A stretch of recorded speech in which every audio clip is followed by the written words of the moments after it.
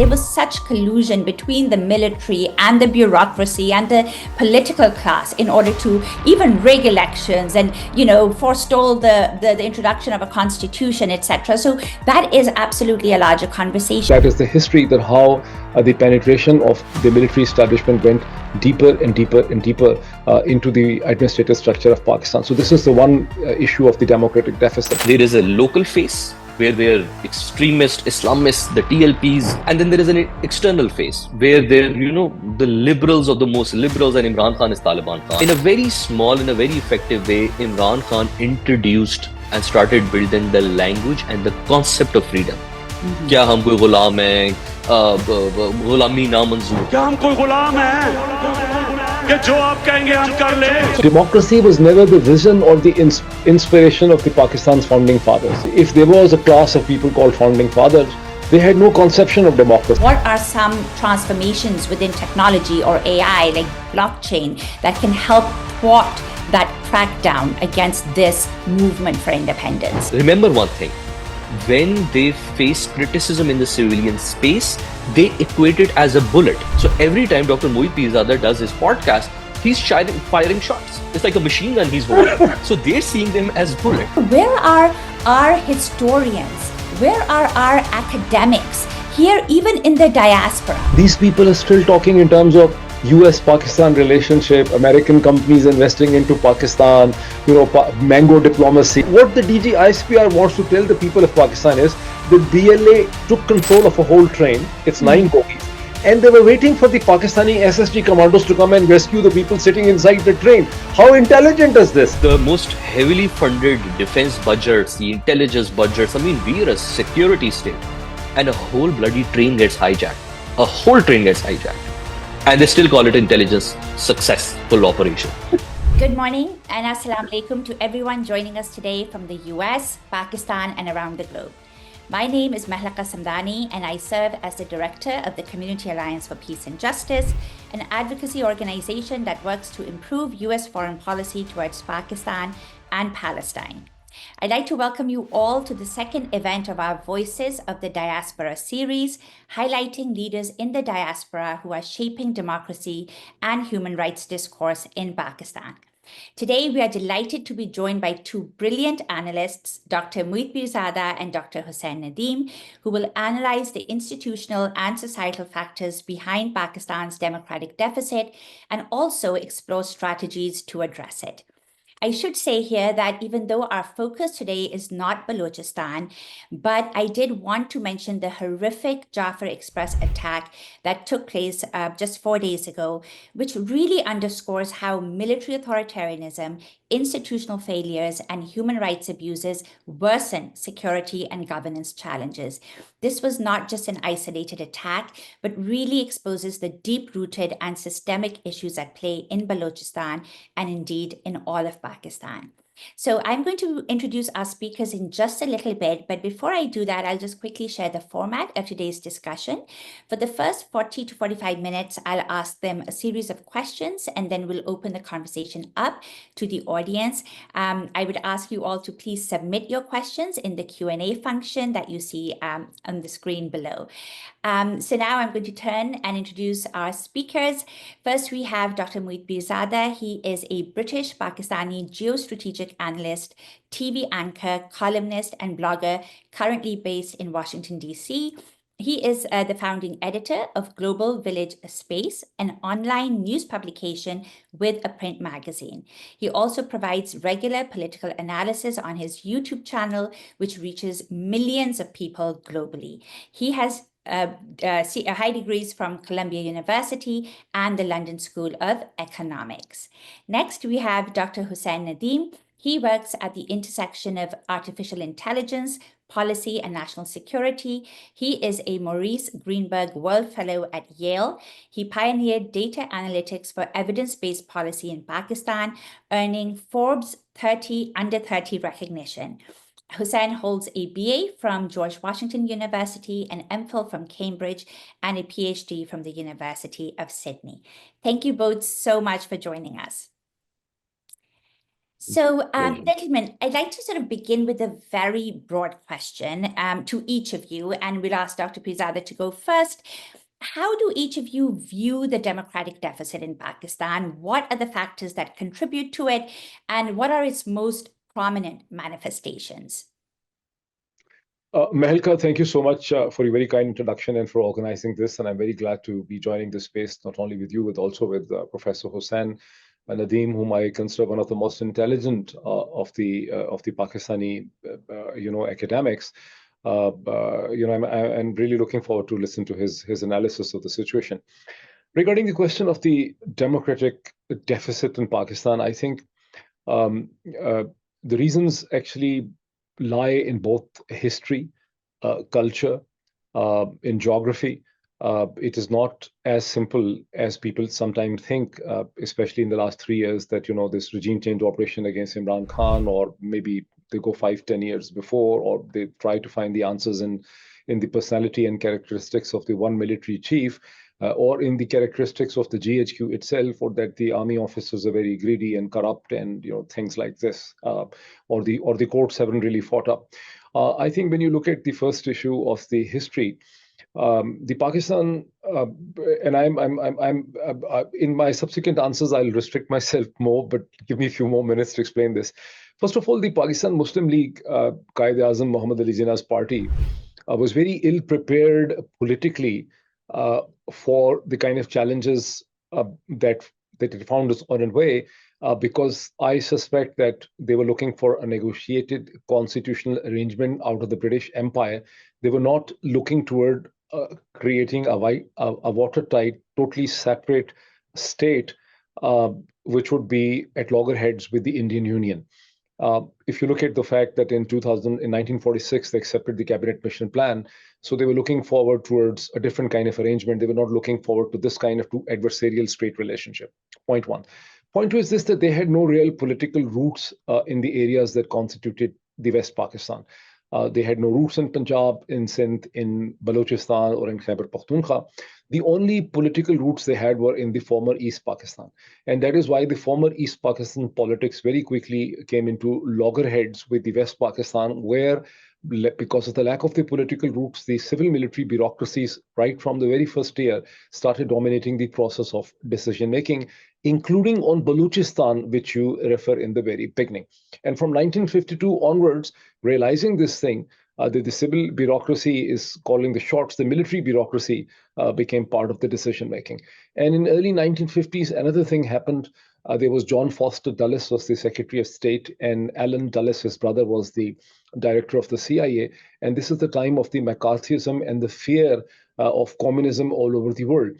And Pakistan, especially because of East Pakistan, where the leftist politics and communist politics and income inequality issues were more, the American establishment identified Pakistan as the risk area and decided to forge a relationship with Pakistan's military establishment. And then the rest of that is the history, that how the penetration of the military establishment went deeper and deeper and deeper into the administrative structure of Pakistan. So this is the one issue of the democratic deficit. The other is the religion confusion from the very beginning. And military very quickly found itself allying itself with the mullahs, thus the military mullah alliance, the term first used by Professor Hoodby. But even without the military mullah alliance, the confusion about the religion, because Muslim League in 1940s, when it was unable to curry any favor with the Muslim, they didn't get any votes from the Muslims in 1937 elections. So they harped upon the theme of that they need Pakistan for Islam.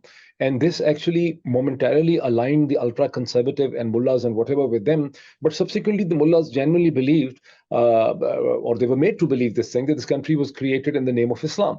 And then they started asking for more and more laws, legislation, policy decision to favor their worldview. So the new state from the very beginning started developing a very morbid worldview. So Pakistan has never inherited a progressive liberal worldview. The third problem is the geography. If you look at the map, apart from India in the south and east of Pakistan, no country in Pakistan's west, in Pakistan's north and east is even slightly democratic.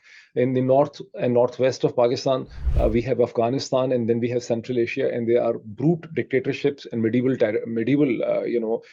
societies. When you look at the east of Pakistan, you have authoritarian China. And then you have Burma and others. And when you look at Pakistan's west, you have an authoritarian Iran. So the only inspiration Pakistan can get is either from the west or from India. And with India, we have a conflict relationship. So these are the factors that can explain the democratic deficit. I have taken enough time. Over to you. Thank you so much for that, Dr. Pirzada. I'm sure we'll have follow-up questions to that very broad and very interesting analysis. I'm going to now turn it over to you, Hussain, to answer the same question. Thank you so much, Mehlaqa. Pleasure to share the platform with Dr. Moeed Pirzada. I'm still absorbing what Dr. Moeed has talked about, and I think it's going to take me a little bit of more time to fully absorb, because he has put down a very interesting framework on how the historical background has shaped the different interest groups that emerged out of it. And I want to pick up the needle from there and talk a little bit more on these issues and beyond as well. But the onset, when you talk about the democratic deficit in Pakistan, the underlying assumption over there is that there is a democracy in place.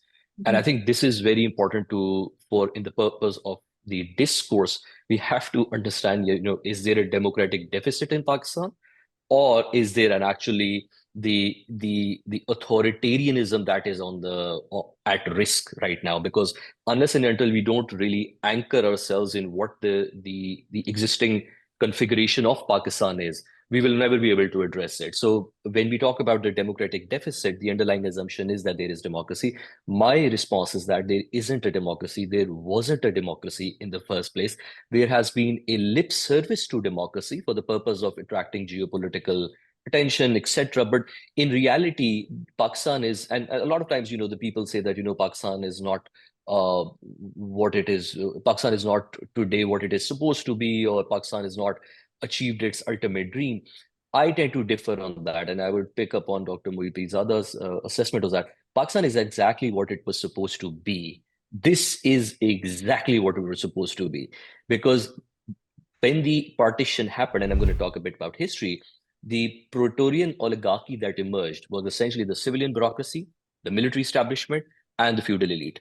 These were the three remnants of the colonial empire. Now, for instance, in the case of the United States, that undertook a very, very heavy decolonization, where they changed everything. I mean, if they use the words like this, the Americans started using the English in a different way. So they completely undertook a reformation of the language, the art, the culture, the ethics, the morals, every single thing. In Pakistan, never happened. Even the Indians tried under Nehru to, decolonize and develop their own organic language and organic art, culture, history, etc., on which the pillars of nationhood is built. Now, for 77 years, there has not been a structural reforms in the country. There has not been a decolonization project. In fact, there's anything, Pakistan's early leaders, and to this date, have been obsessed with the nod and with the validation of the Western political leaders, to a point where they have disconnected themselves from the local population and become more attuned with the problems of the Western societies. That is the upper intellectual elite that I'm talking about, the Western elite that I'm talking about. And when the second and third generation leaders now, who have been studied in the 2000s from good universities here in the US, when they go back, they're not just going back on their own. It's a recycle of another wave of colonization. So the early founding fathers of Pakistan, who were studied at Oxford and Cambridge, they were obsessed with a particular geopolitical context, and we're a very geopolitical heavy society. Now, the second wave of the individuals that ruled Pakistan were the military officials, again, very heavy on geopolitical. And now the third wave, their children, again, people who feel more connected in New York's and Washington and London's than with their own people back home. Now, the reason I'm setting out this is because when we look at the power dynamics and power structure of Pakistan, you'll realize that democracy practically was a lip service, is a lip service.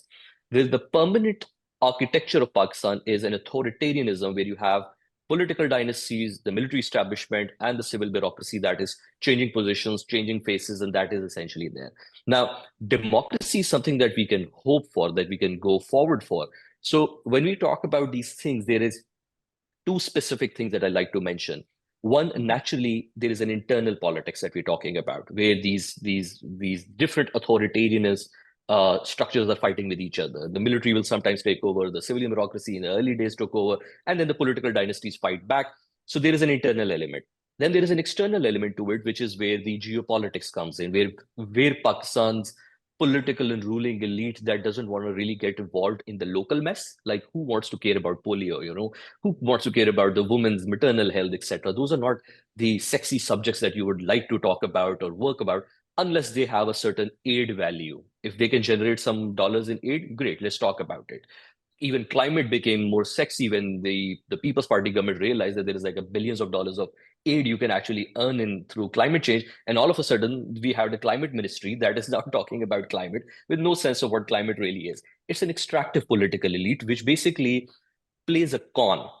There is a local face where they're extremist Islamists, the TLPs, and anti-Zionist and anti-blah, blah, blah. And then there is an external face where they're, the liberals of the most liberals, and Imran Khan is Taliban Khan. And, all these bearded guys, these are like crazy lunatics, and we are the wall between this mess and the West. So this is what they have. And then the third element is after the external. So the internal, the external, and the third is the technological element. Now, if you look at the technological part, and I'll end it over here, the change in the technology has been one of the biggest thing that has happened since the partition for this country. And I would put it down social media specifically, because the decentralization of information, where, once there was only one state-run broadcaster, PTV would put out a news transmission at 9 p.m. And if there was a military coup at night after that, you would not find out until the next day. So we moved from the one PTV to 100 private broadcasters, which, through the establishment into this, panic. I know Moeed doesn't like the word establishment, but it's just in our dictionary now. So it threw like the military powers into this panic on how to control. But by the time they were controlling it in 2010 and 11 with, different tools, social media emerged with now millions of individual broadcasters. So in 20 years, this authoritarian proletarian oligarchy has never come up with this type of challenge where 16, 17-year-old kids on social media who were never relevant, sitting in Fatah, Balochistan, Punjab, have somehow become the voice which is challenging their narrative. So when they talk about, the climate issue, or when they talk about the terrorism or the BLAs, it is actually the social media that is challenging them. Like, no, you're talking about killing these many terrorists in the operations. Turns out there are actually pictures that your people have died. When you talk about that we've never shot a bullet, turns out, no, you have images and videos that say the otherwise. The direct challenge to their monopoly on narratives is actually the movement for democracy, I would say. And the other small challenge that I think they're facing right now is the overseas Pakistanis, which we can talk about later. But these three elements, the internal, the external, and the technology, this is the troika that I'm talking about, which is in constellation, challenging the existing traditional structures of power in the country. So as far as the democracy is concerned, what we are seeing is actually the second independence movement of Pakistan. The first independence movement actually got Pakistan rid of the British colonialism to be replaced with the local colonizers. So it was really the independence from the British, not with the local ruling elite. The second wave is probably where we are going through right now, is where we're going to notice I hope so, the true decolonization away from the local ruling elite. Now, what comes out of this is something that we can talk about. Could it be the TLPs, like the 79 revolution, where, people thought Ali Shariati would come in? Turns out it was actually Khomeini. So are we looking at a rupture where, the military and the PTI and the political class will come in a rupture? None of them win. But the eventual winner is going to actually be either the TLPs or the TTPs or the BLAs. So that's something that I think, from the purpose of democratic questions, I think these are going to be very important questions to ask. Very interesting, Hussain. Thank you so much for that. And, I really want to pick up on the technological aspect of all of this and the democratization of information that you talked about. And we'll come to that next. But I want to turn to Dr. Pirzada about this, and we can, yes, have a longer conversation about, was there ever democracy in Pakistan? Because as you both mentioned right from the outset, there was such collusion between the military and the bureaucracy and the political class in order to even rig elections elections and, forestall the introduction of a constitution, etc. So that is absolutely a larger conversation. But I also want to turn to this, the sort of, and perhaps it was because of those dynamics right at the outset, but at the societal level, there was such a normalization of authoritarian norms in society, right? And because, there was this, because of, I guess, military rule and because of all of this, there was this ingrained societal acceptance of it. And historically, only a handful of individuals or groups were consistently opposing the excesses of the military rule and martial law, and their voices were very rare. But now, as Hussain has said, these voices are everywhere, right? There is such a massive revolution in terms of, especially on social media, and which is why perhaps we see the clampdown against social media right now in Pakistan as well. But my question is, now that we have that public awareness and there's opposition growing against the military, and this is for you, Dr. Pirzada, how can we ensure, what concrete steps can now be taken to ensure that this shift towards challenging military dominance is not reversed? Because even in this whole Balochistan thing that we just saw, they also have their social media accounts ready. The military does, DGISPR, and they're also churning out information, misinformation. So, but how do we, those people who are now challenging authoritarian rule, how can they make sure that this does not reverse? Mehlaqa, it's a very complex and a very difficult question. Hussain has done the right thing of bringing in the technology into it, and I'm sure that Hussain understands that there are both sides to this technology. Most people are relying upon the fact that somehow or the other, the expansion of the technology has empowered the people and the masses. The expansion of the technology has also empowered what you call as the state authorities. And this is what was the nightmare for someone like George Orwell when in 1948 he wrote the book 1984. Orwell took a very negative and pessimistic view of the technology, and the Brave New World, Aldous Huxley, took a very positive view of the expansion of the technology, the availability of technology. But what is playing out in Pakistan, I do not know if any other country or state has experienced the kind of dark use of the technology which has been unleashed in Pakistan increasingly, in the past several years, and much more sharply after 2022. You look at that, something which is so positive that Nadra has the digital record, the pictures, the images, the family tree of all the Pakistanis, right?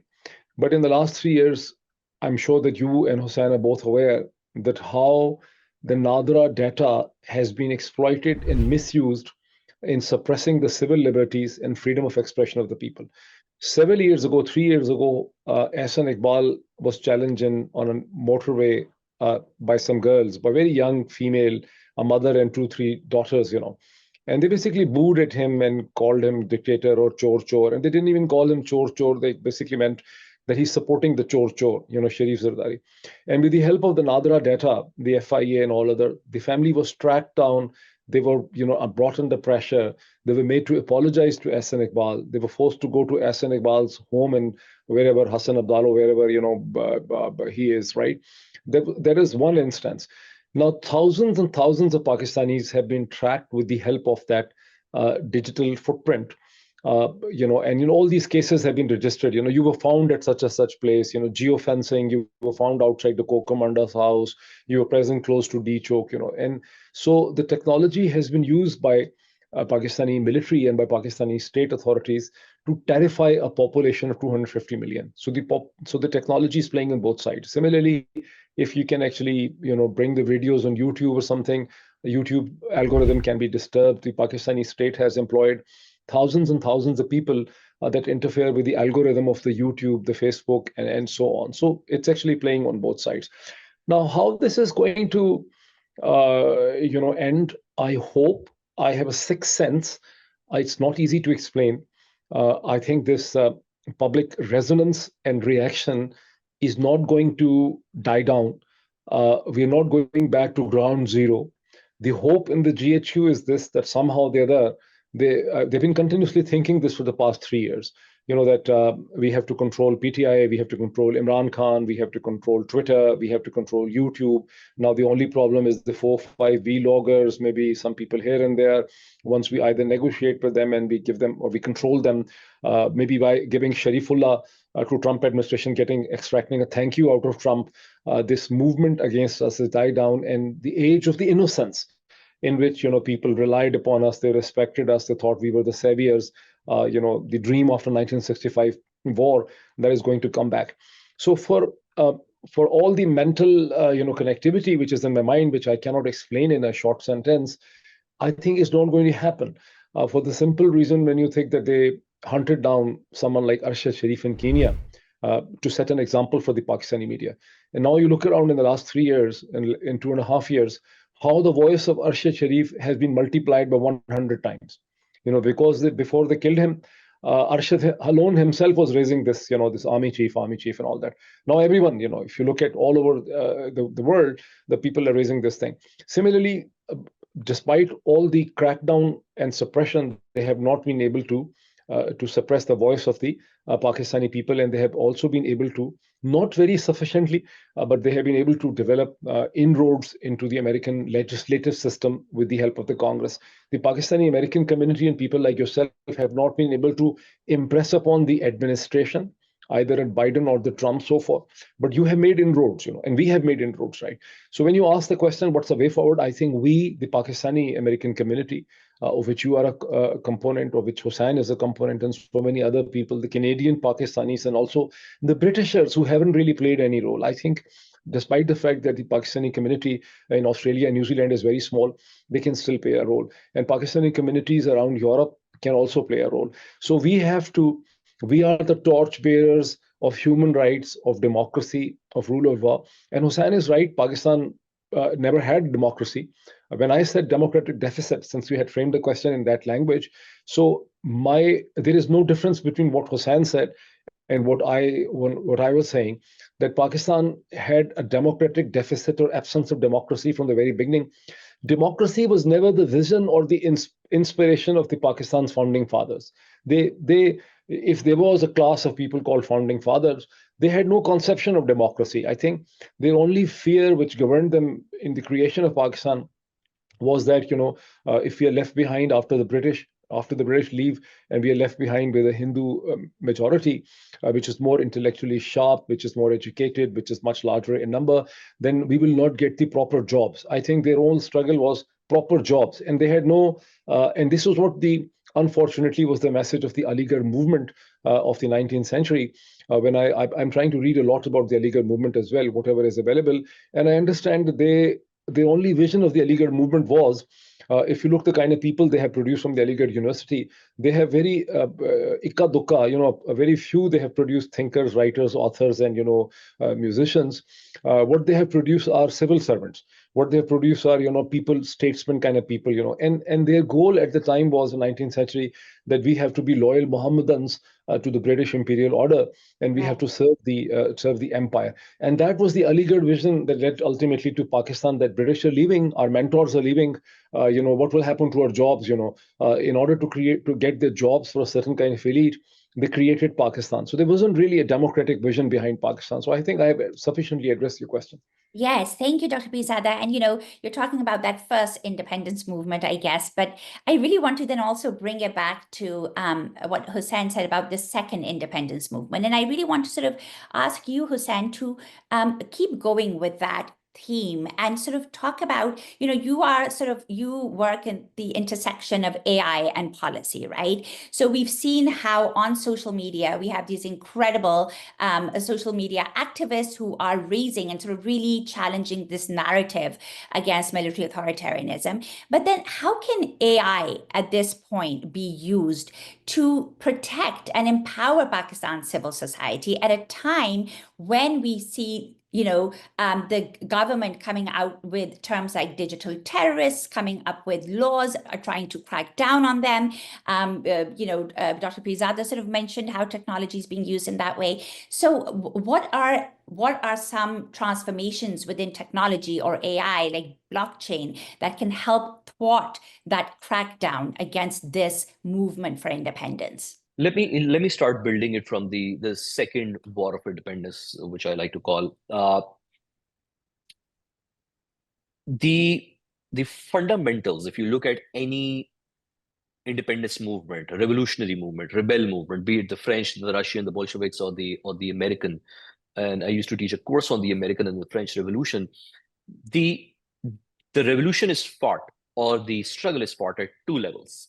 There is a muscle level where there is a force that is fighting on the ground, and then there is an intellectual level where there is a revolutionary literature coming out, the intellectuals that are coming up with the language of the revolution or the language of freedom.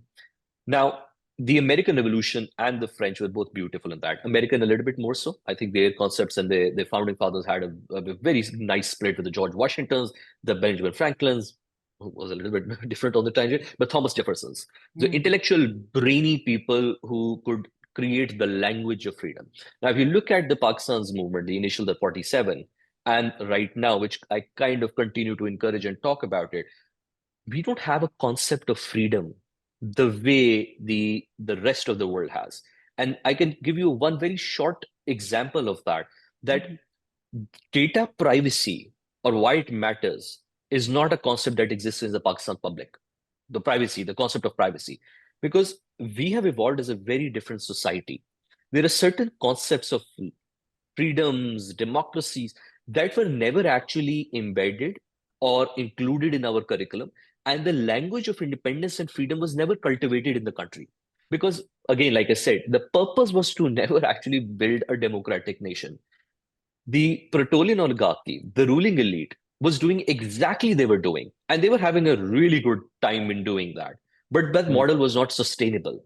The successive military regimes, the political regimes, I mean, you pick a politician in the last 30, 40, 50, 70 years. You pick a military general who has ruled and tell me they've not gotten wealthy by doing public service to Pakistan. Tremendously wealthy. Their generations, that kind of generational wealth they've been able to build, from General Ayub Khan all the way down to Umar Ayub Khan to this date, he's been enabled into politics. Now, that language and the concept of freedom did not exist. What we need right now, I mean, be it PTI, be it any other political party or what it is, Imran Khan kind of, in a very small, in a very effective way, Imran Khan introduced and started building the language and the concept of freedom. क्या हम कोई गुलाम हैं, गुलामी नामंजूर. These are all the certain concepts, but Imran Khan is unfortunately also a fighter who is fighting the muscle. He's also the intellectual journey. There is no second person in PTI or in the intellectual space that you can pick up and say, this person is talking the language of freedom. This person is writing literature. And the unfortunate part is that has dwindled over the time. I mean, there was a time when we had Sadat Hasan Mantos writing literature in the time of the partition, writing about the mess of the partition and all the way in the Ayub Khan eras. We had Faiz Ahmed Faiz, then we had Habib Jalibs. Name a poet from this time now. It is Ahmed Farad who's doing something and who's talking about it.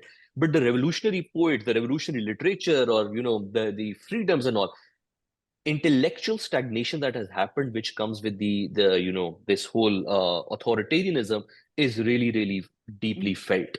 Which is why you won't see revolutionary material or freedom of concept coming out of North Korea. It usually comes out of places where there is relative freedom, or there is a sort of like hybridity where people are able to say but not able to have that and experience the pain of suffering of that as well.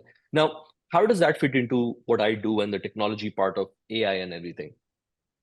Technology is a new language. I see it as a new language. I see it as a new framework. I see it as a new medium and the messaging as well. So I 100% agree with Dr. Moeed on this part. And I worked in the government long enough to tell you, every dictator and wannabe dictator looks at AI and he thinks that this is my way to rule the world. That's how they look at it. I'm going to rule forever, the algorithmic governance and everything. I will, live forever. The good part about this, where I was saying it at a conference on civil military relations at LUMS, about 3 days back, that we are extremely lucky in Pakistan in a way that we have an incompetent government. Imagine there was a competent government in place who could use technology and deploy technology. Right. We would not even stand a chance. There was no chance. So, Alhamdulillah, and maybe God built it that way, where we had incompetent rulers, leaders, military officials, civil bureaucracy, which is so deeply incompetent that actually they cannot even enforce authoritarianism in a If we right had way. Chinese, if we had Chinese Yeah, yeah. Communist Party, We would be done. We would be done. So the incompetence roasted. of the state and this policy leaders over time period and their complacency has actually created a space for democracy in Pakistan. So I'm all for incompetence in the government and all because their ability to use technology.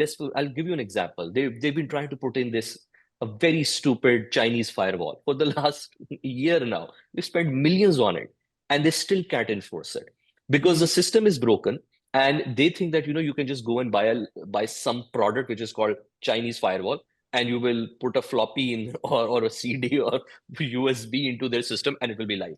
That's not how the firewalls work. The firewall is a whole maintenance structures. It goes into different categories and it has different layers of architecture. The problem is who in the Pakistani government and the IT जिनकी भर्तियां जो हुई हैं, the way they've been hired is through like friends of friends and cousins of friends. None of them have the capability to actually even install firewalls. I mean, and I'm saying Corruption actually has because worked to our advantage for once. for corruption in the long term actually worked in a way where the system is so broken that even when they try to become authoritarian, they have Fail episodes of even at that. authoritarianism. Yeah, Yes. so they have episodes of authoritarianism where they're able to control. And right now, I mean, I'll give you the best example of that. The most heavily funded defense budgets, the intelligence budgets. I mean, we're a security state, and a whole bloody train gets hijacked. A whole train gets hijacked, and they still call it intelligence successful operation. I mean, there are events after events, which tell you exactly one thing that we should be grateful at the level of incompetence, which has created a space for democracy in the country. Now, the where is the competence on technology coming from? It is coming from the 16, 17, 18, 20-year-old kids from Right. Pakistan. So those are the people that are coming. So and they understand, by the way, the military governments and these regimes understand where the competence is coming from. So what they try to do is they switch off the internet. They'll make their life miserable. They'll either have to run from Pakistan, or if they remain in Pakistan, they have to be hostage to these society to these military ruling elite. But it cannot be sustained because it's a twin-edged sword. So if you don't go into technology, if you don't open the internet and all of that, your economy is shrinking. If your economy is shrinking, you're not able to continue with that muscle and the military might and all of that. You need fuel for that. So in a way, I mean, I usually talk about it very openly. The system is crashing. The real question is whether it is going to be landing on the rocks or on the sand. Imran Khan can potentially direct it to crash on the sand where there is a soft landing. But the way these guys are doing, they're going to crash it on the rocks and the whole system is going to erupt because there is no way possible. And this is something that is coming from having spent a decade and plus in both the civilian and the military side of things, understanding how the system is unable to, go forward. And from that, I do believe there is a possibility, which I talked about earlier as well, that Pakistan is in a quantum state right now. We could either become a total North Korea style of regime or a TLP like Iran kind of like a regime where we have TLPs, or we can become truly, truly democratic. Now, the thinking heads, the ruling elite, if it was even iota of smart enough, even if I had even an iota of sense, would naturally understand that, going on this side of things, the North Korean, the TLPs, is going to be the end of them first. The Right. people might actually not care, but it is really they're going to come after these super elites. The democracy part, if they're able to allow the democracy and the people power to come into action, they at least stand a chance where they may be able to retain their legacies, like the Rockefellers and the Vanderbilts and all of that, who still have like buildings that they name, but they really don't control the show anymore. So I do think that the ruling elite, if it was smart enough, they would take a right direction. I don't think they're smart enough, which is why we're in a mess at the moment. Absolutely. And that's very reassuring to hear in a very perverse kind of a way, Hussain. So thank you for saying that. But, you raise a very important point, and that is the intellectual leaders. Who are the intellectual leaders that can provide that language of freedom, that concept of freedom? And yes, in a way that's happening at the technological level, these 16, 17, 18-year-olds who are sort of raising their voices, they're doing that on social media. But Dr. Pirzada, I'd like to ask you, where are our historians, where are our academics here, even in the diaspora, who have not joined in this chorus in this very critical moment that we're in, that Hussain talks about, this quantum moment, right? Where are they? I mean, you see people in the diaspora like yourselves, who've consistently been raising your voices against sort of military authoritarianism, promoting human rights and democracy. And yet you see this very liberal elite that is completely absent from the discourse. And they're here in the diaspora, they're in academic institutions. These are former ambassadors who are very much about, talking about ending military rule in Pakistan. But these are also others, people who have made huge names for themselves in the climate industry and climate justice. And these are very respectable people, but they have not spoken out. So in terms of providing that intellectual foundation, how can we create a wider coalition and bring them in? Because they have such a huge part to play at this time. Mehlaqa, thank you. I think you and Hussain have touched upon a very raw nerve. When you look at the kind of resistance that has developed even across the United States, it has mostly come from physicians who were economically independent. They were not businessmen. They were not academics. In the first place, there are very few Pakistani origin academics in North America as compared to, for instance, the Indians, who are in population 6 times, but in terms of academia, they're perhaps represented 50 times or 60 times more than the Pakistanis here. But the resistance has come from economically independent physicians, surgeons, doctors, and others whose occupation in no way can be has anything or any nexus to do with the state of Pakistan. The Pakistani businessmen and entrepreneurs keep on thinking that, if they offend the military rulers, they're also looking in terms of the export-import possibilities, setting up business units in Pakistan. They also want to be received at the airports. They want to have access, to important Pakistanis, and the most important Pakistanis are the army officers and the politicians. This is one part of the picture. Then the academia, there has been total silence from the Pakistani origin professors, assistant professors, directors, or maybe people inside the think tanks within United States and within UK. Once again, why it is so? Because I mentioned earlier, Pakistani academia is also a byproduct, by and large, what the Hussain says, the first war of independence. This is actually a byproduct of the Aligarh movement. The Aligarh movement was actually a reaction to the failure of the War of Independence of 1857, which was ruthlessly and tyrannically suppressed by the East India Company and by the British. So Aligarh movement's response was this, that we have to be loyal to the British authorities and to the imperial order. And we will be loyal, we'll learn the English languages, a little bit of sciences, a little bit of mathematics, we'll speak good English, we'll like try to have a British accent. And I mean, you looked at how much the Pakistani intelligentsia emphasizes upon the right British accent. So the hallmark of someone being intelligent or educated is British accent. If you don't really have the British accent, even if you have the American accent, you're not a proper person. You have to have a British. Not sophisticated enough. They're not sophisticated enough. And Pakistani civil servants and army officers still think that the Britain is still running the world, and the most intelligent people are people like James Bond and MI and everything like this.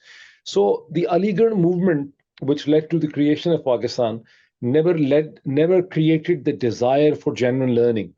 And the Aligarh and the byproducts of the Aligarh movement will never question the imperialism. The Aligarh movement cannot produce something like Arundhati Roy.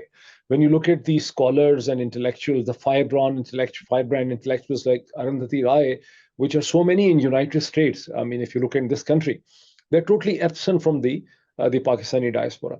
So we do not have any established academia unless the younger postgraduate students and master students in American, Canadian, and British universities, or students from the LUMS or an IBA join in this struggle with the ideas.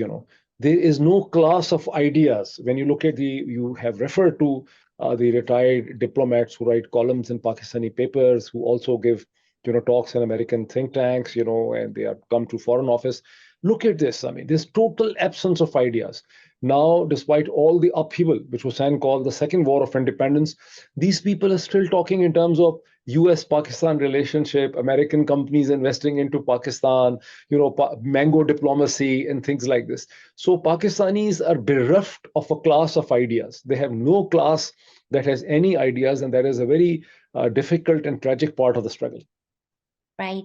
I know it's very unfortunate because I think this coalition needs to become much wider, but you've really very, perfectly identified the reasons why there isn't that broader based sort of coalition effort at this point. So, Hussain, I want to also sort of come back to this quantum moment, or I think, is that how you describe it, that we're currently in, that if we do not, we can either go in one direction, the TLP direction, or in a completely different revolutionary democratic Pakistan's direction.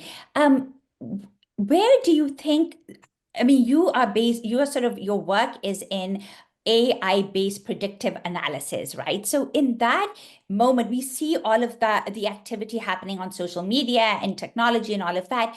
But how do you see the current stability and strength of Pakistan's military regime? Like, where is that at this point? And how close are we? I just want to make a quick interjection, Yes. then go back to Hussain. Yes. Some people want to ask questions. They have written questions. Yes. I was trying to answer the question, but my laptop, which I don't fully understand, starts typing all the conversation because this auto type is open, So I don't know. Oh, no. So, Dr. Pirzada, you know what? Don't answer the questions yet. We're going to come to questions in just a So take the minute. questions after Hussain answers. Yeah, so after Hussein's response, we're going to get to the audience Q&A, and I hope that they continue to submit their questions. So that's great. So yes, Hussain, again, how stable is this current regime? How close are we to creating that democratic system that we are hoping for? So I'll try to answer this question, and I want to add a little bit on what the intellectual conversation that we were having on the intelligentsia in Pakistan. It's kind of like the same conversation. So countries can survive economic collapses, political collapses, all sorts of collapses. Economic collapse doesn't take too long to recoup with 3-4 years of right policies, and you can recover. Political collapse, some level of political dialogue, national dialogue, etc., and you can recover. What Pakistan is actually facing, and I'm very unfortunate to say this thing, is something much, much bigger than this right now. We're facing an intellectual collapse of a state society, which also moves into a cultural collapse and the ethical and moral collapse of the society. That takes generations to actually recover from. So this element is very important, and it starts with really the intellectual class of the society. I mean, if you look at the quality of the public intellectuals in Pakistan, myself included, we're simply not very honest in our analysis. And by honest, I don't really mean that we just lie about things. What I really mean is that, and we talked about, the Indian intelligentsia, Gayatri Spivak, for instance, Homi Bhabha, for instance. These are the people, if you look at them, they're very deeply attuned to their language, number one. Two, they're very comfortable in their skin, very comfortable in their skin. The caricature of the Pakistani state society is that we face when we call the identity crisis. What the identity crisis really leads up to is that we still think, parts of Pakistan think that we are Mughals, the other part thinks that we are Sayyids, the third part thinks that, we're not Indian. So our identity is everything not Indian. We're not comfortable in our skin. And to now, when the whole Pakistani society and state is feeling under pressure, the visa issues and all, you'll find half of the Pakistani engineers in Silicon Valley, when asked who they are, they tell you that they're Indian. Indians. I'm totally fine with that. I don't think there's any problem with that. But the truth is that we're orphans that are trying to find identities as fathers. We don't know how we are, and that unfortunately the national project, the nationhood project, never really was able to culminate. Okay, so the intellectual crisis in the intelligentsia, when we talk about it, has been it has a lot to do with money, right? So who's sponsoring them? Where does the money come from? Most of the academia in Pakistan, the universities, if you look at the assistant professor, the lecturer, and the associate professors, they are ranked officials. Grade 17 is lecturer, grade 18 is assistant professor, grade 19 is that. Now, you've put them into a bureaucratic model, right? So bureaucracy, when they come in contact with the civil bureaucracy, the DMG, an assistant professor is basically a low life, is a low class citizen in society. In the US, for instance, when I teach over here and you're part of the university, in the society, even if you don't earn the top dollars, but your respect and your prestige when I go to the State Departments or the Pentagons, they respect you, the level of respect you get.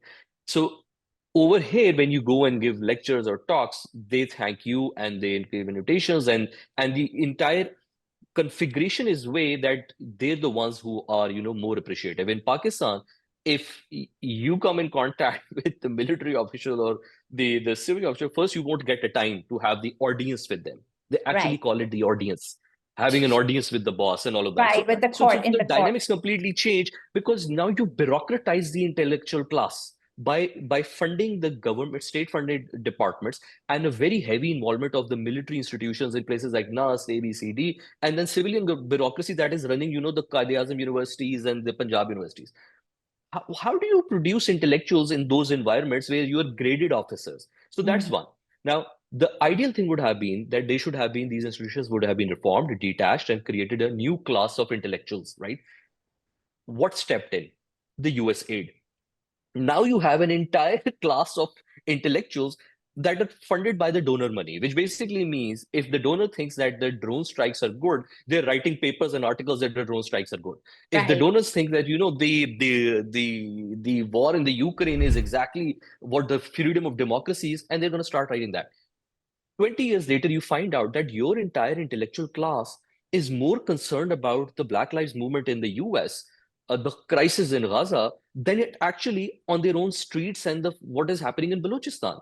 An Right. average Pakistani academic has more information and data on what is happening in Gaza, and I don't disagree that's wrong. It's a great thing, but he doesn't have any knowledge on what's happening in KP and Balochistan because there is Right. no data, there is no information, and the government doesn't want to share. So you have an intellectual class which basically is non-existent, or it exists to serve a particular funder, which could be either the military, the civilian government, or unfortunately the foreign funded. So the intellectual class, is, in my opinion, is one big reason why we are here. Now, to the second question on, what can the second was related to, The stability of the current regime based the on your stability of AI the. predictive analysis. Yeah. I don't think I need to deploy AI on that because I think I would rather deploy AI on something much more sophisticated. Here is the thing. Let me place it out because this is really common sense. I don't think it is anything you can lie about it, you can be delusional about it, which is fine. But the fact of the matter really is that you have an organization that is trained in violence. It is kept away from the cities. It's trained in violence. It's not trained to think. The decision making is essentially trained for you to open a fire when you face a fire.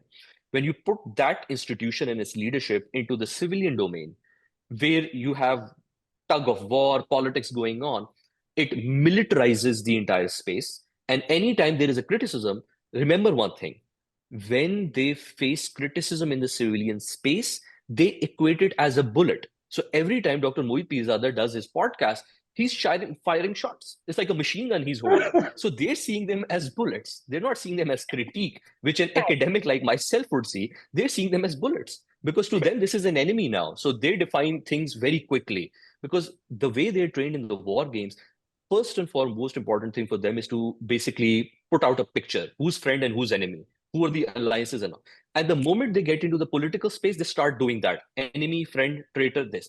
And once they do that, and anything that comes out from Moeed Pirzada or ABCD, they're like, these are like, Moeed is bombarding them, and Moeed is, flying the F-16. He's And been they're like, charged with sedition. yeah. So that happens. Now, when that happens, their decision making is completely out of panic. They go crazy. And it is meant to do that. When that craziness applied in the warfare and the military battle, it works perfectly fine. It is great. You need that. But when you put it in the governance and the political domain, it wrecks apart the entire country. So if you ask me, what is the stability of the regime? It is God's marvel that this country is still surviving. I mean, I cannot tell you what kind of a miracle it is that this country is still surviving on one and a half leg or half leg or something. But the way they're running the country, it is it is dysfunctional. It has crashed, and it cannot continue to go forward. Now, people ask me, okay, so what is the the outcome going to look like? What is the crash going to look like? It is going to look exactly like this, and I'll give you a reason. And this is the start of this month, the Ramadan. The TLP has since then attacked about 12 Ahmadi mosques. About 300 people have been arrested, if not more or less, for praying the Friday prayers. That is connected with what is happening in Balochistan. Balochistan has been completely out of their control right now. Most of the districts they don't control. Same with KP. Same with parts of the Sindh. The quality of air in Lahore is unbreathable. The polio still exists. Now, in these seemingly disparaging events, they're actually all the same. It's the governance failure. You can't differentiate because it's just, like different symptoms of the same problem. So when you have when your body is sick, organs fail at different points. So you don't really say that, this person has a cardiac disease, because the cardiac disease is directly linked with your diabetes, A, B, C, D. The whole dysfunction is there. Now, exactly, if you look at Pakistan as a human body, the entire structure is failing. The minorities, the majorities, the intelligentsia, the media. Name one segment of the society or a group that is not a victim anymore. If everyone is a victim, including me and Nawaz Sharif, apparently, he's also a victim, at least he thinks so, he's a victim, then what is left really is that it's an end game now. Now the question really is, do we want to change this, reverse this? And which I keep pushing that there is a time for course correction. Do we want to course correct, or we want to live in that continued delusion that we're winning? So I think that really the fork on the road is, do you want to accept that we have failed and get into the right direction, or do you want to continue with that lie that no, we're winning? And if this is what winning looks like, and then I think we just got listed in the orange category of the US visas, the travel restrictions. So I guess that's a big winning. Oh gosh, yes. Well, thank you for that very, what can I say? I mean, I don't know whether it's reassuring or, it's just, yeah, pretty much failing in every institution, in every dimension. And I wonder, when you say course correction, is that where we're at? Or do we need a complete reset in the way we navigate or negotiate societal regime relations or society and government relations? Do we need to go back to the basics, go back to the Constitution? Where are we? I mean, do we need to burn the system down in order to rebuild? And I think as Ahmed Murad here says, when Professor Hussain Nadeem was speaking at the Indiana State House, he said the state is not collapsing, it has already collapsed. That implies a process of rebuilding as required. And so what does that look like? I mean, do we need a complete rebuild? Somebody asked a question about the Constitution. Do we need to go back to the drawing board and look at the way the Constitution, but I mean, even that, if we think about it, the Constitution has some very good points. They're just not enforced, right? So what does that course correction, what does that rebuilding look like? And somebody also, I'm just sort of lumping questions together so we have time for them. What is the scenario beyond Imran Khan? Does this course correction, does this need Imran Khan? Does this need a broad-based movement? You said everybody is upset right now. Everybody is a victim in Pakistan. Why aren't they getting together? The Mahrang Baloch, the Pashtun movement, I mean, the Sindhis, there's so many grievances. The minorities, everybody has a grievance against the military. These are legitimate grievances against the military regime. Why isn't there a broad-based movement to bring about change? You're asking the question to me? Yes. Why don't you go first, Dr. Pirzada, and then Hussain can probably. Okay. First of all, I was slightly distracted because there are a lot of very interesting comments and questions, which I was. And please respond to them as you would like. I tried responding to those questions. The problem is that I have two options. Either I respond verbally, I don't know how to do that. And second is type. When I start typing, my auto type is open. So everything which you are talking, Rosanne is saying, that auto types. And we want you to respond verbally because that's what, yes, but so I can only, everybody can hear. So there are questions from Pakistani physicians as to the Pakistani physicians. One reason they are not as active, or perhaps are not doing as much, is because they do not believe they can bring change. They're also I think it's Saida Batul or someone who says that Pakistani physicians realize uh, they're not Indian community. They're not as powerful or as influential as the Indian communities, and they think that they cannot bring change in Pakistan. So this is now this answer of Batul brings you to your question as well, that why Maharang Baloch and the Sindhis and the Punjabis and the Pashtuns and so much other disgruntled parts of the resistance, why don't they join together? They don't join together because they don't have trust. There's no one really to connect them. Why Imran Khan became all that important? Because he's the first living human being that is at least connected two major provinces on one point agenda. That is Punjab and Khyber Pakhtunkhwa, and he has strong support in Karachi. There is sympathy for him in Balochistan. There is sympathy for him in Azad Kashmir and GB. And that is why they have locked him up. There is no other leader. The Pakistani people have not really produced the leaders that can bring people together. I mean, look at the leadership of Pakistan Tehreek-e-Insaf. Look at the leadership of other political parties. They're very parochial. They're very provincial. They're district-wise kind of people. I do not know if many people are prepared to stand up by them in their own district or constituencies as well. None of them has an all Pakistan kind of ability to connect and to communicate. And having said this is not an easy thing. I have been reading analysis on European dilemma versus the Trump administration, and I came across that Americans are very confident that the Europeans cannot connect together because their 70 years of experience is this, that for Europeans to come to a consensus, the British, the French, the German, and Italians have to be brought together by the American persuasion. So Americans push them in a direction. With themselves, they're not able to connect on a platform, right? So this is the American hope. And this is where they might actually be surprised by the growing, interconnectivity between the French and the Germans. So Pakistanis do not have the ability to connect to each other. They do not have the leaders. I mean, you need several leaders. There are no leaders. Okay, all right. Hussain, would you want to respond to that? Anything that Moeed just mentioned, or any of the questions that came up? So a couple of things on this. This talked about this state not collapsing, state already collapsed. I don't think there is any. The evidence is plenty over there now. I don't think there is any evidence left that doesn't point it in that direction. What does the process looks like? We go back to the drawing board, we draft a constitution. Where do we start on this? I think I resonate with Moeed on this part. At the heart of the problem is the breakdown of public trust in state institutions, in political leadership, in their neighbors. And what does the trust looks like? Trust is the core infrastructure of nationhood, democracies, and even authoritarianism for that matter. When I go out with my car on the road, there is an element of trust that the other person is going to respect the red light so that I can cross on the green. If that trust breaks down, which has broken down in the Pakistani streets, if you drive in Karachi and Lahore, you would know, what do you do then?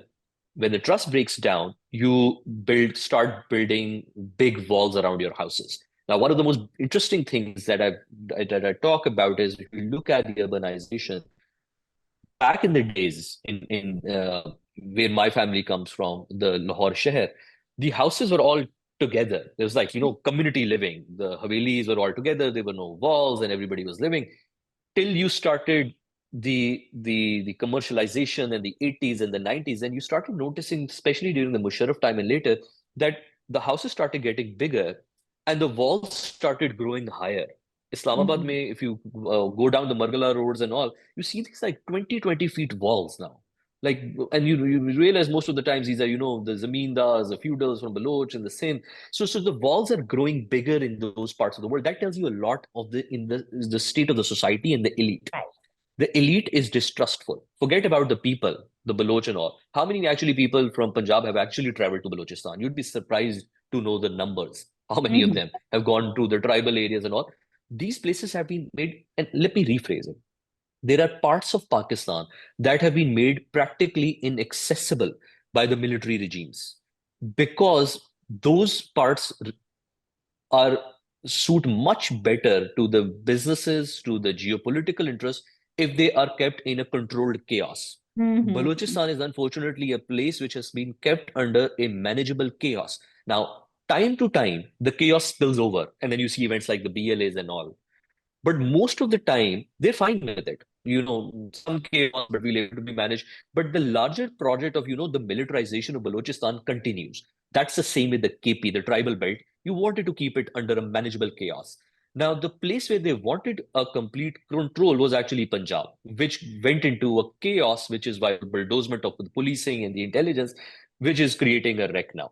So there is the psyche where you you you you have you have a ruling elite that is distrustful with each other.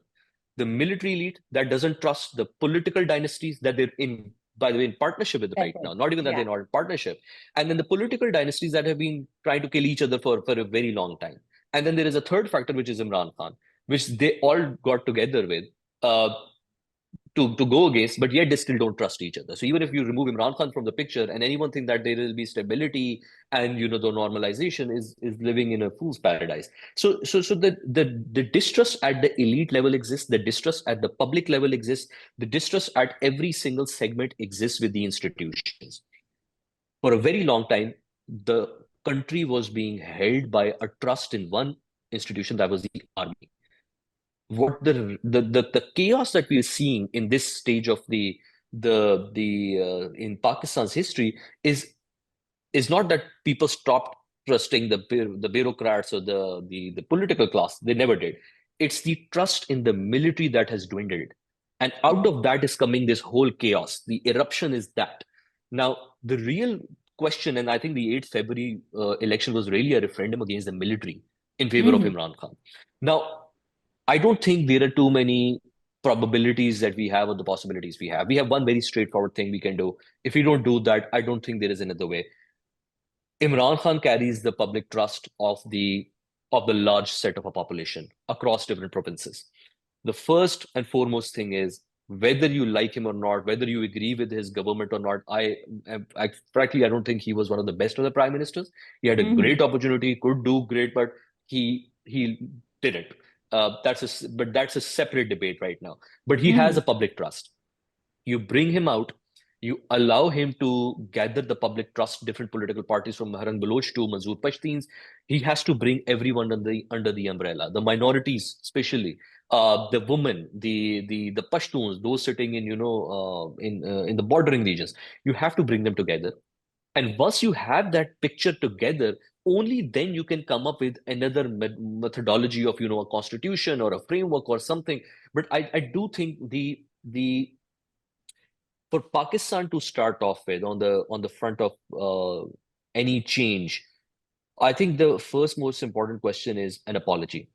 There has to be a very, very serious apology and truth that has to come out of it.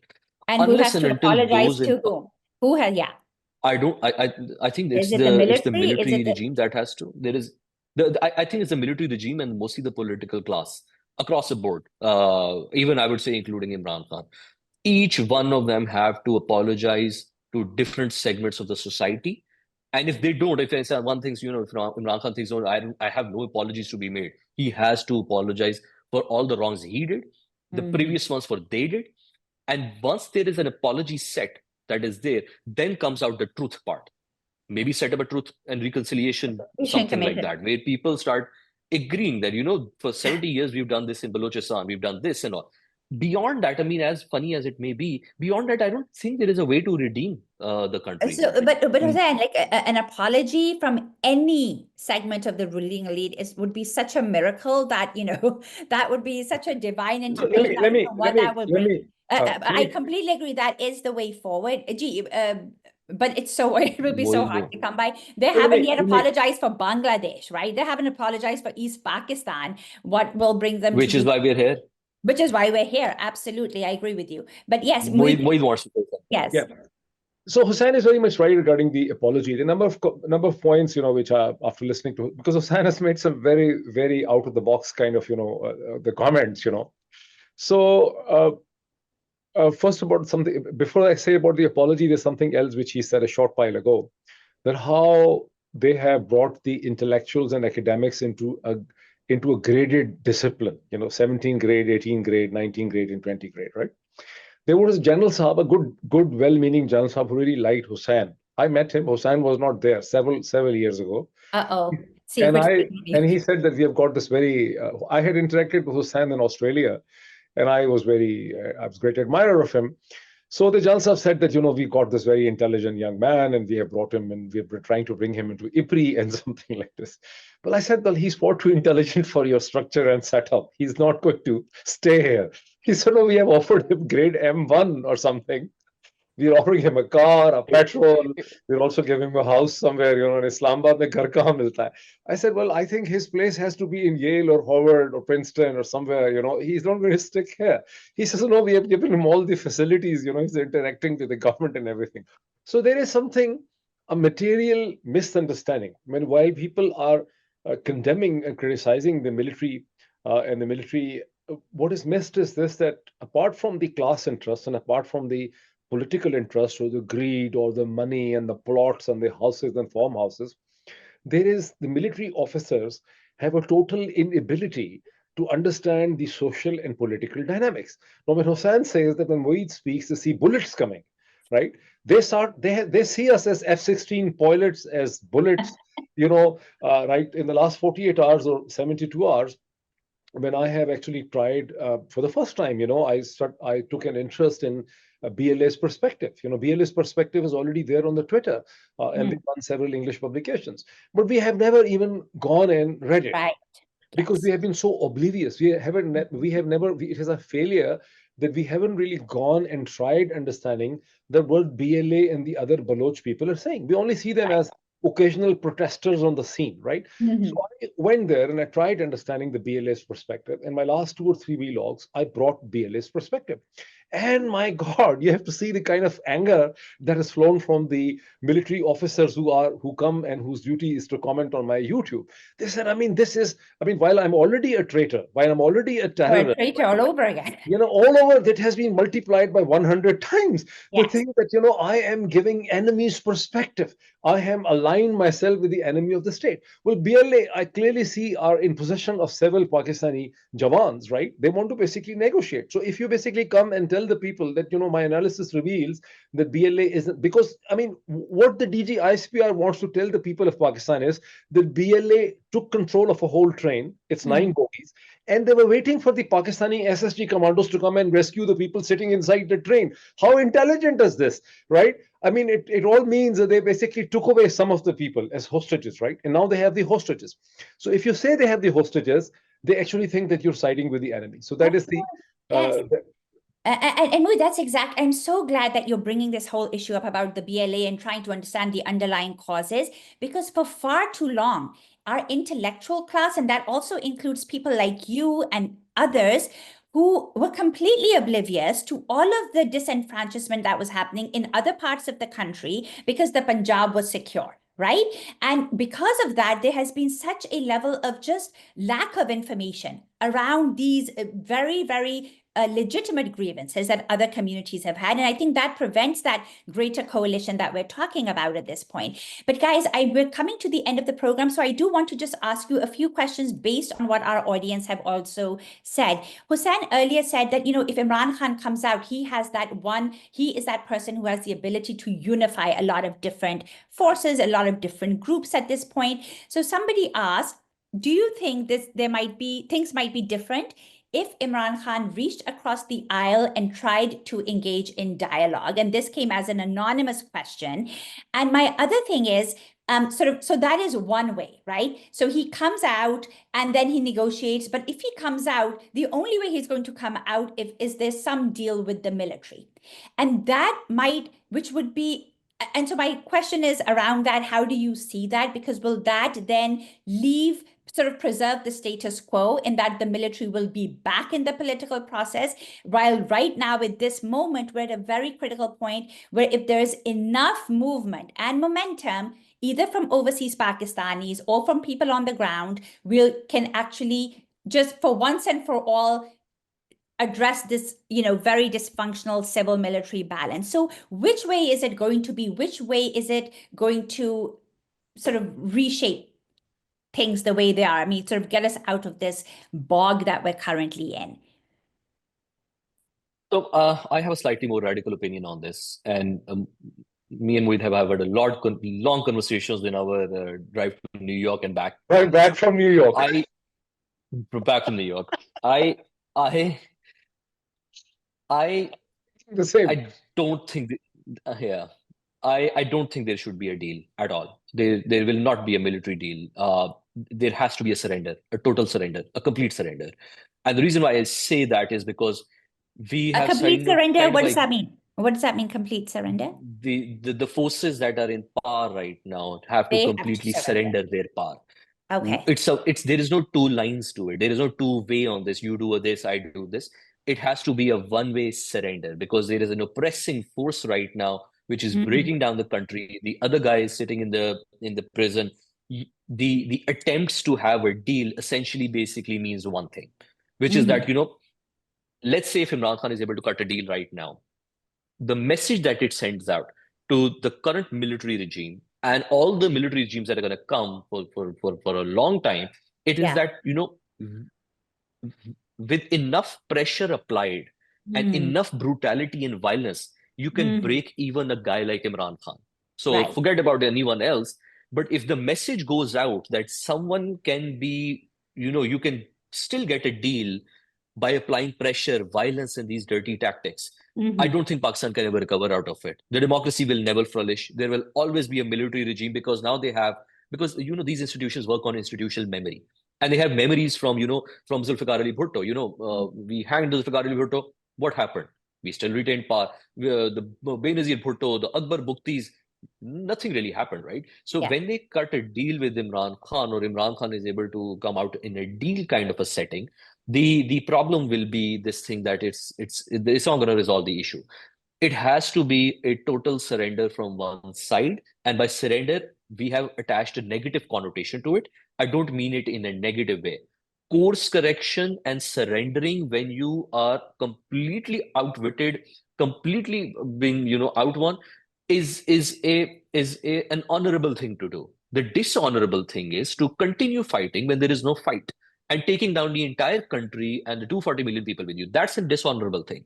The honorable thing is to lay down the weapon. The honorable thing is to accept that you have been defeated comprehensively and allow the forces of stability to take over.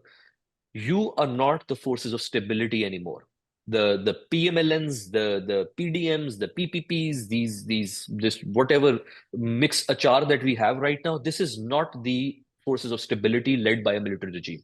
The force of stability will be what is sitting in and that too, if he does all the right things, can restore the faith in the society, can restore the public trust, and then make all the right decisions to do that. So I think the course correction is going to be the most important thing. It will start one way, and the recognition. This is where I'm constantly pressing upon it, whether we like it or not, whether we agree with it or not.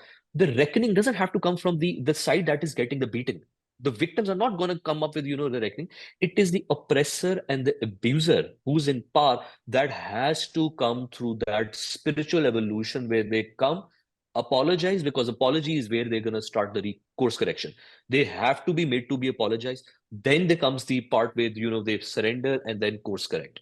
If it doesn't happen from their side, I mean, the other side, what are they going to do? What possibly can they offer, right? They're going to give up. And once they give up, then your generations and their generations are going to continue in this cycle of violence and tyranny. So it has to come from that one side.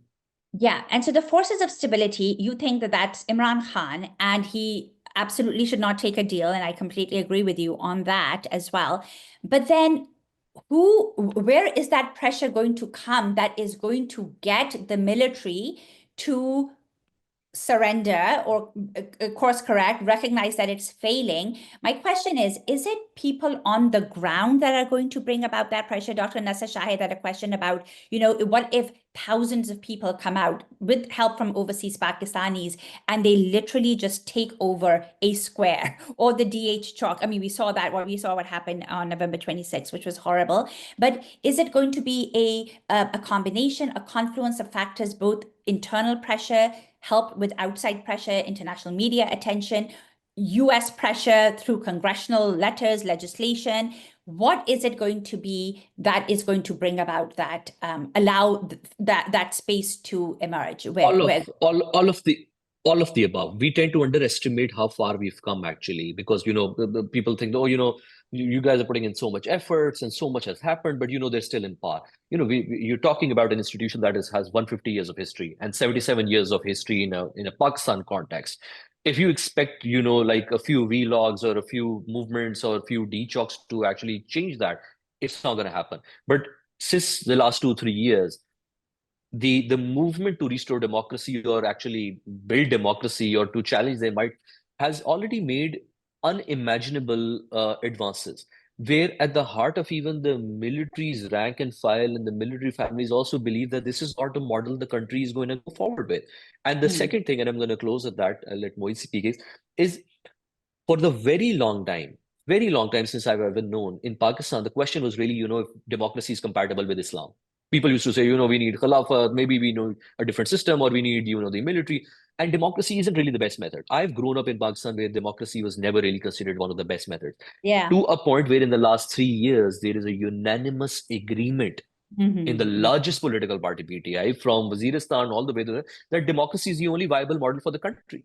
Right. I think what the greatest thing Imran Khan has been able to do, and these crises and the chaos has been able to do, is get the people to agree on one thing, that there is nothing else but democracy we want as a functioning model. Nobody's talking about the Khilafat anymore or anything. Even the TLPs are essentially, in favor of, some level of human rights and et cetera, although they themselves are a little bit problematic. So this this agreement and this consensus that democracies is going to be the way forward for us. I think that it's a huge achievement for Pakistan already. Excellent. And Dr. Pirzada, you'll have the last word. So as Hussain mentioned that, when we were coming back from the Long Island, we were together in a car and we had violently agreed and disagreed. And while we disagreed in many things, we were discussing about the mistakes which Imran Khan and PTI have done. One thing on which you could agree is that Imran Khan, through his stand, has made a difference, right? By his bold stand, and that he was not for sale. He was not for compromise. Every other politician in Pakistan was prepared to make a compromise on principles for his own material interest. Imran has demonstrated that while he can do mistakes and blunders and misjudgments and confusions, he has no material interests to compromise for. He's not deriving any material interest of it. And that is where the problem is for the GHQ. Now, there are a lot of disagreements. I'm still confused as to what Hussain describes. There is no doubt he says that we have come a long way. The long way is an awareness, is a consciousness in people of Pakistan. Look at the students of LUMS, look at the students of IBA, which are themselves sophisticated end products of the Aligarh movement, at the tail end of the Aligarh movement, But they have started realizing that something is going wrong. Otherwise, they want to have MBA degree and they want to have the spreadsheet analysis and that's it, that sort of thing. So, but when Hussain says that complete surrender, and then you, of course, raise the question that where are the sets of circumstances in which the generals and the GHQ think that they have no options left and they must actually surrender. I agree with Hussain, the word surrender has all the negative connotations, but surrender doesn't mean surrender, because when you use the word surrender, you think you have laid down your arms. But basically, you have to find a way out. For instance, we always condemned the Pakistani Eastern Garrison in 1971 for surrendering. What option they had at that time, All the politics of the former East Pakistan had collapsed. The West was not able to help them. If the Pakistani garrison in East Pakistan would have fought, could have fought for another 10, 15 days at extreme cost of bloodshed. They were 20, 30, 40,000 men locked inside a certain small geography, and they could have ended up killing a large number of Bengalis and themselves. That was the only achievement which could have satisfied many people in Punjab that they had sense of honor and everything. But surrender is important, and surrender could provide a way out. But I do not think, looking at the commentaries coming from the military system, that they even think that they have the kind of pressure. They think they have controlled all Pakistan. They have Imran Khan has done the utmost favor to them by locking himself in the jail, where they can control everything that he eats, drinks, and whatever. And the latest thing in the last 24 hours is that they are compelling the PTI to take control of the social media on the outside. So while the PTI team like Salman Akram Raja and Umar Ayub and the others have no control on us, they at least want to use them to influence the PTI social media team that has escaped from their crutches and sitting in London or in Chicago, and they want to basically tone down the thing. So well, uh, I don't see where Hussain thinks there is a sufficient pressure upon them. Yes, he made an earlier comment when he described that what would be the end state, and I'm going to say something that might actually shock many people. If things continue the way they're continuing, Pakistan would be chaos at every street, dacoits in Punjab, some kind of religious elements taking control of the mosques. There'll be more trouble in Sindh, Balochistan out of control, GB part of the trouble, Azad Kashmir disturbed, more and more bloodshed in KP. I think the pressure can come upon the military. I mean, forgive me for saying this thing. It is the BLAs and the TTPs. Their activities can compel the military to think that then we need a leader to negotiate with this chaos. Because I don't see Pakistani military has any capacity to deal with the chaos that is being produced by TTP and BLA. So there is some, because people of Punjab, I'm sorry to say, they have demonstrated this thing. They neither have the understanding nor the will. And in fact, understanding is a bigger problem. They're still basically caught in the rut, whether Hussain is very confident that they think that democracy is important. I think the moment the mullah comes up on television and starts telling them that your democracy is the sazish of the Angrez and the American and the West, they will succumb to him the way on 24th of November, when they saw the soldiers, they went there and embraced the soldiers thinking they are their friends. And 2 days down the line, the same soldiers unleashed the firepower against the people of Pakistan. So there is a lot of mental confusion in the minds of the people of Pakistan. They're not able to challenge the mullah unless they're able to challenge the military mullah alliance and see the rot. It's hundreds of years of crisis. It's not a 3-year crisis. It's at least a 300-year of inertia of the South Asian Musliman that we are now dealing with. Well, on that pessimistic note, I would like to end with some optimism. I do agree, Dr. Pirzada, you have a very realistic analysis of the situation. I completely agree. But I also tend to agree with Hussain, because I really feel that the sort of revolution that we are seeing in terms of people's awareness and their ability to speak out and challenge military authoritarianism, despite all of the risks, personal risks involved, is unprecedented. I think it's historic. And I think this moment is really, really important. And I feel like all of us, especially those of us who are in the diaspora, Hussain talked about the sort of change in our approach to democracy inside Pakistan, and the fact that people do believe that that is a very, very good sort of system of governance. And especially the younger generation, I feel like they really are our future and they really are our hope. And they see all the different oppressions connected, and how there's this big system that is there that is carrying out those oppressions, whether it's the Baloch or the Sindhis or the Punjabis or against the PTI, and then also globally the BLM. These movements, they're all connected. I know you want to say something, Dr. Last word, just last word. I'll be most happy if Hussain and your analysis is right and mine is wrong. Inshallah, yes, we do that, and there is hope. And I will also say at this point that yes, while there's a lot of talk about how overseas Pakistanis have been active but haven't really made a dent, I will say that that is also unprecedented. 3 years ago, nobody in the American Congress was talking about democracy and human rights, and now we have more than 100 bipartisan congressional representatives talking about exactly those things, and naming military chiefs like they never would have done before. And so I think that is, so there is movement, and we just have to keep building the momentum, not give up. This is that moment to really not be discouraged. So, and I would like to thank both Dr. Pirzada and Dr. Nadeem for joining us today. Thank you for your insights. Thank you for your inspiration. You've really given us so much to think about. Keep doing the good work you're doing. To everybody who joined us today, thank you for your questions. They were very, very thoughtful questions. I'm sorry we couldn't get to all of them, but please do keep joining us. This is a series. We'll have more events coming up in the next few weeks. So, and if you'd like to join our mailing list, please email me at mehlaqa.samdani.capj@gmail.com, or you can visit our website, www.ca4, as in the number 4pj.org. And with that, I'm now going to conclude our session. Thank you again, both to our speakers.